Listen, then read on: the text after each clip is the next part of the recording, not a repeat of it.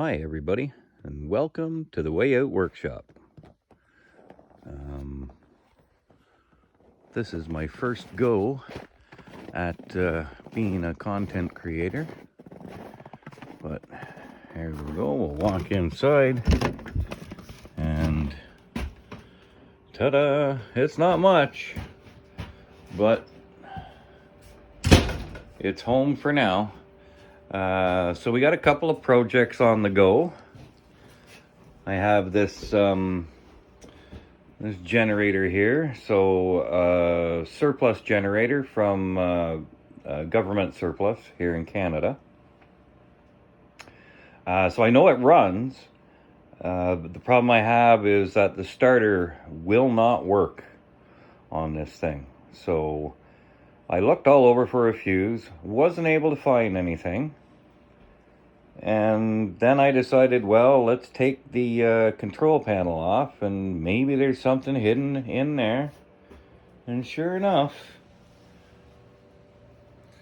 you see I took it apart there, but you see the fuse holder. And yeah, there was a fuse in there and it was blown. So I'm assuming that is the issue.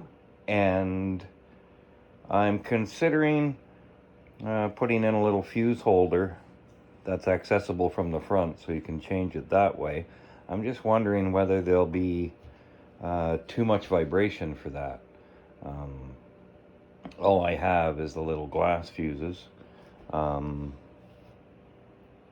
Maybe an automotive style would be a better choice for this situation, but I don't have one of them, so we'll figure it out.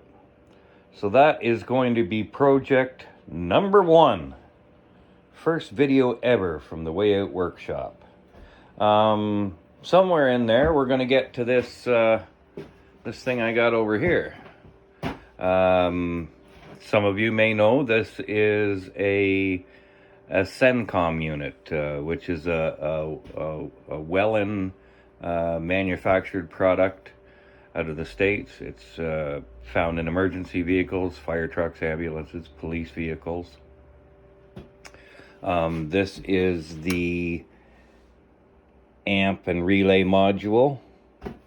This is a PDU, a power distribution unit.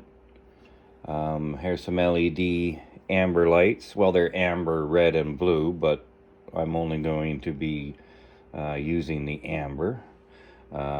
That's just a speaker for the radio. I was using it to test the air horn function, and I want to figure out a way of programming out the sirens.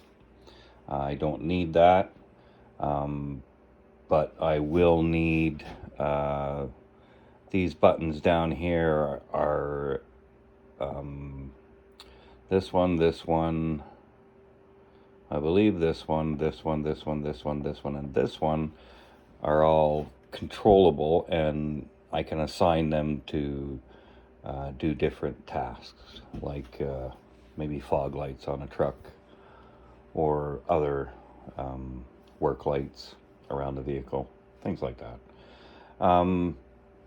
So that will be a project, and hopefully you enjoy that. I've found most of the documentation for it.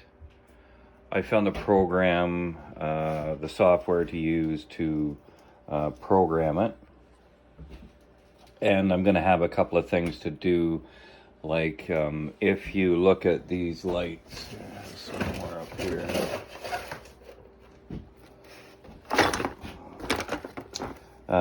So this would be a blue.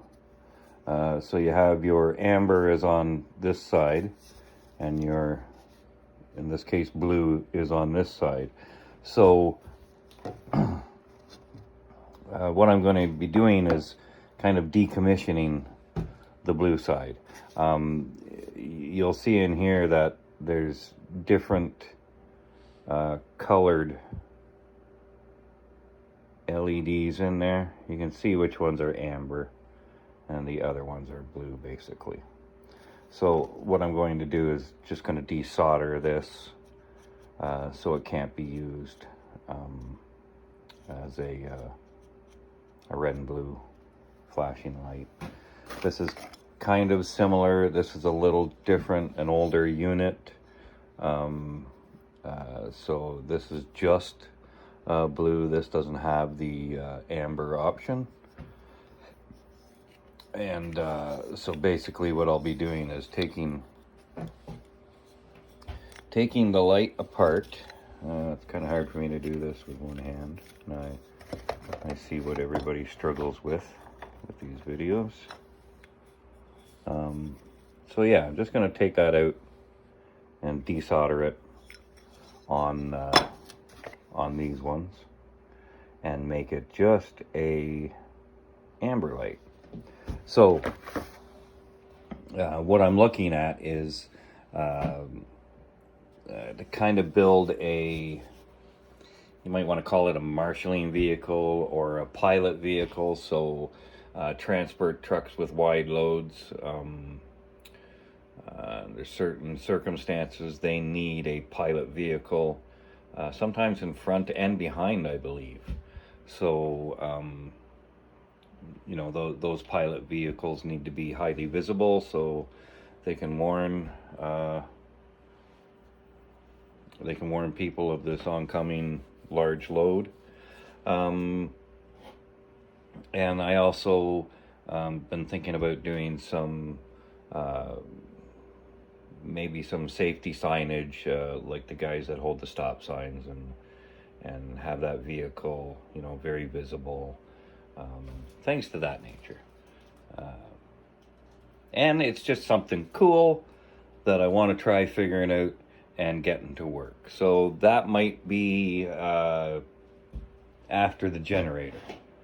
Now, we have another generator that I need to go pick up. It's about a 2-hour drive away. This one's really cool, though. It's another surplus generator, but it's old and it's very in good. It's an amazing condition. It's a home light, 3,000 watt generator, and it's only designed to produce just a 115 volt at, I believe it's, well, they say 30 amps, but I think it's 27 amps. So that will be a project coming up. This pressure washer, an MS Gregson, whatever that is. So it's 2,500 PSI, and it's unknown. I mean, overall it looks pretty clean, but something went on here. Looks to me like it was a green tarp that somebody put over it when the muffler was still a little too warm. And you can see all this plastic on there, so I'm gonna have to figure out a way of getting that off there, otherwise it's gonna be a stinky mess. And it was in a cold building, so I'm hoping that there isn't any residual water that was left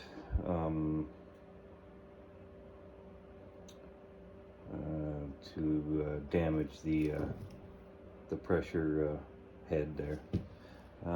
But hopefully it'll be okay.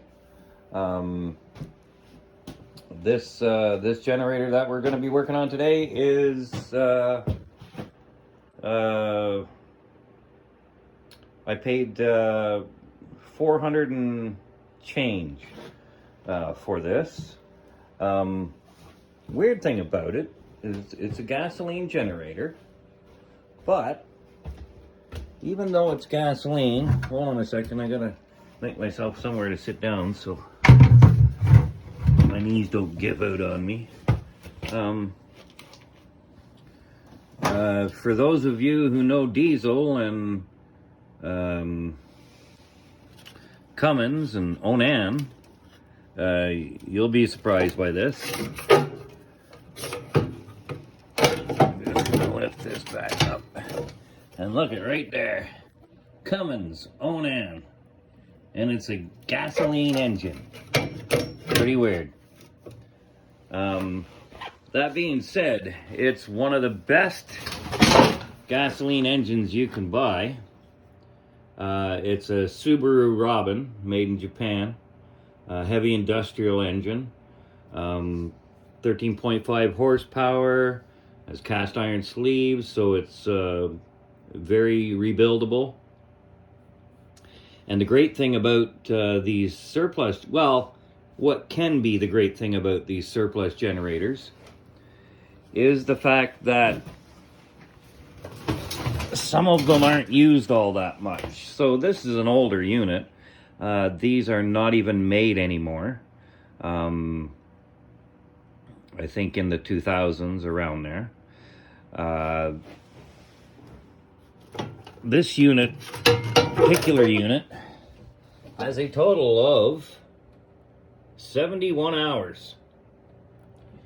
Now, this was on a military base. Doesn't necessarily mean it was military. It could have been used by civilian employees of the base. But I've worked on bases before, and I know this is not the only generator they had of this type. They probably had, 5 or 10 of the things lined up on a shelf.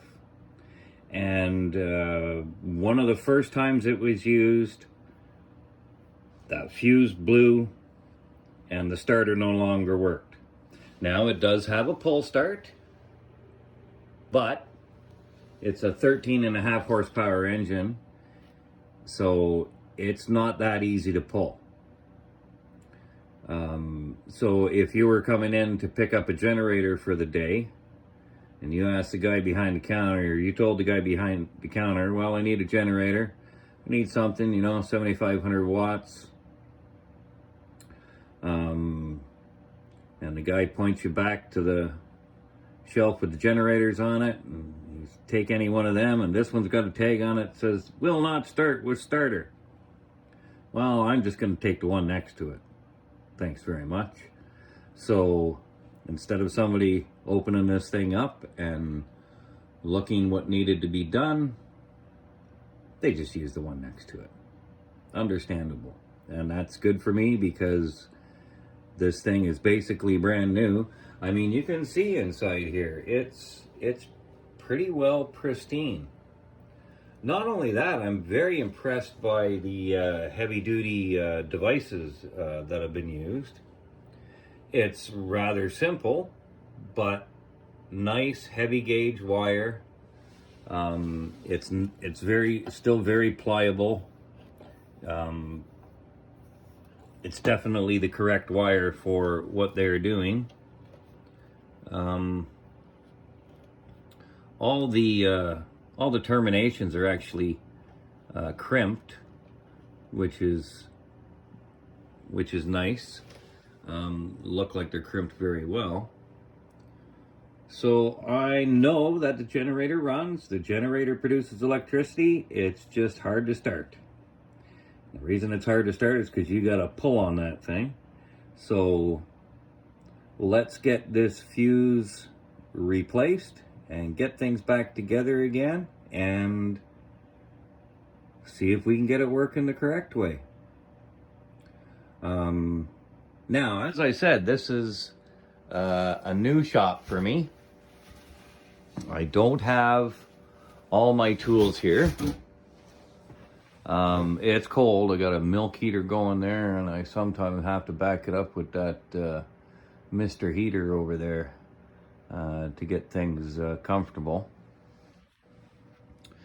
So many air leaks in the place that I don't have to worry about any kind of carbon monoxide or anything like that. I will when I start this thing up, though. So, like I say, I didn't have, the military, they had this on the end of it. And, you have a battery with the with the other side of this on it, the male side, and you know, you plug them together and that gives you your battery for the starter. Well, I don't have that. I did have a couple of short battery cables, so I just joined them together. Now I know Mortsky is gonna love this. I didn't have another short bolt. I'm sorry, Mortsky. I know that looks horrible, but I did that on the negative wire, and I taped it up pretty good. So I think I'll be okay, just for testing purposes only. So what I have is some old style fuse holders. Just gonna go over and grab it. There's my desk set up. Game controllers, and we'll go over what I like to play later. There's a scanner. There's my steering wheel. So fuse holder here. So we're just going to go ahead and mount that in here. Hopefully somewhere where these wires are going to reach without too many problems. So I might drill it in somewhere right around there. And then, oh, that one's a little short. Okay, well, I do have some length on that. All right, so yeah, we'll figure that out when we get there. Anyway, let's get to it. Sorry for yammering on for, well, according to my phone, 17 minutes. That's a little bit ridiculous. I think we'll cut some of that away in editing, if I can figure out how to do that. Anyway, we'll be back and get this going.